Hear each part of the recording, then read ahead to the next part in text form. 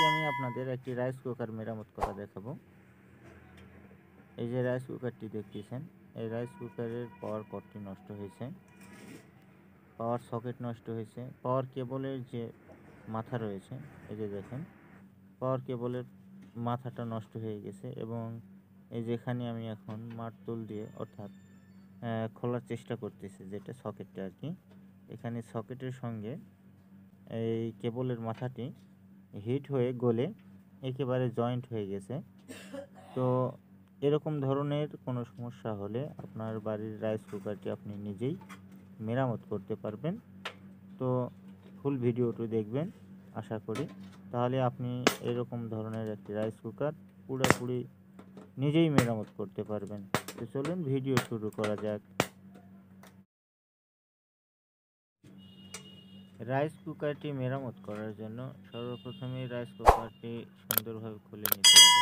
আপনাদের হাতের কাছে যেসব মারতুল থাকবে অর্থাৎ স্টার মারতুলগুলো, স্ক্রুড্রাইভার যাকে বলা হয়, এই স্ক্রুড্রাইভার দিয়ে সুন্দর করে খুলে নেবেন। আর আমি সকেটটি খুলতে পারিনি, তাই ভেঙে নিলাম এবং এই সকেটটি ফুটো দিয়ে বাইরের দিকে বের হচ্ছে না বলে কটের মাথা নষ্ট, এই জন্য কটের মাথাটি আমি কেটে নিলাম। এবং এই যে দেখতেছেন আমার হাতে একটি সকেট, রাইস কুকারের পাওয়ার সকেট। এই সকেটটি বাজারে অ্যাভেলেবেল পাওয়া যায়, মাত্র 10 টাকা দাম নেবে, 10 থেকে 15 টাকা হাইস্ট দাম নেবে। তো এই সকেটটি সুন্দর করে যেভাবে খুলবেন ঠিক সেভাবেই আবারও নতুন করে স্ক্রুড্রাইভার দিয়ে লাগিয়ে নেবেন, অর্থাৎ সুন্দর করে সেট করবেন। এবং এই রাইস কুকারের মধ্যে আরও একটি সমস্যা রয়েছে, যেটি হচ্ছে ফিউজ।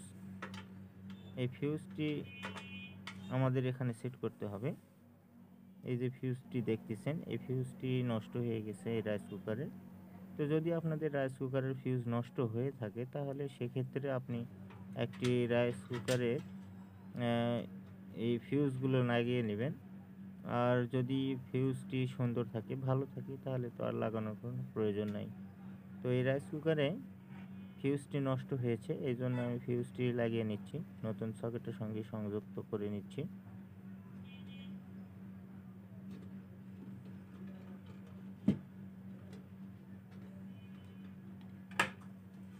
তো আপনি আমার চ্যানেলে যদি নতুন হয়ে থাকেন, তাহলে অবশ্যই চ্যানেলটিকে সাবস্ক্রাইব করবেন, ভিডিওতে একটা লাইক দিবেন এবং ভিডিওটি শেয়ার করবেন। রাইস কুকারের সকেটের পিছনের দিকে একটি প্লাস্টিকের ক্লিপ রয়েছে। এই ক্লিপের সঙ্গে এই সকেটের স্ক্রুগুলো যে সুন্দরভাবে টাইট হয়ে লেগে যাবে। তো সকেটটি লাগানোর পূর্বেই সুন্দর করে দেখে নেবেন যে সম্পূর্ণভাবে ঠিকঠাক মতন সেটিং করতেছেন কিনা। তো সম্পূর্ণভাবে ঠিকঠাক মতো সেটিং করে নেবেন।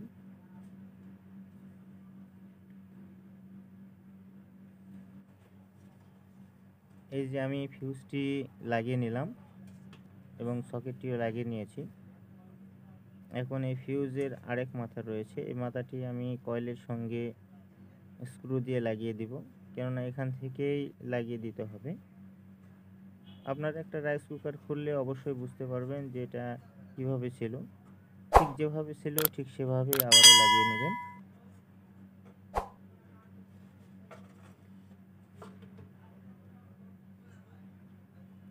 রাইস কুকারের সকল কাজ সম্পন্ন হয়েছে, এখন আমি ব্যাক পার্টটি লাগিয়ে নিব।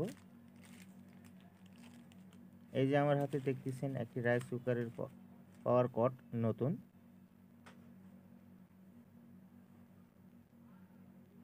কটটি নেওয়ার পিছনে কারণ হচ্ছে যে এই রাইস কুকারে যে কটটি ছিল সেই কটটি নষ্ট হয়ে গেছে, পুড়ে গেছে। আর নষ্ট কট তো এখানে আর সেটিং করা যাবে না, এই জন্য নতুন একটি কট ব্যবহার করতেছি। তো আপনাদের কট যদি ভালো থাকে তাহলে অবশ্যই আর নতুন কটের প্রয়োজন হবে না।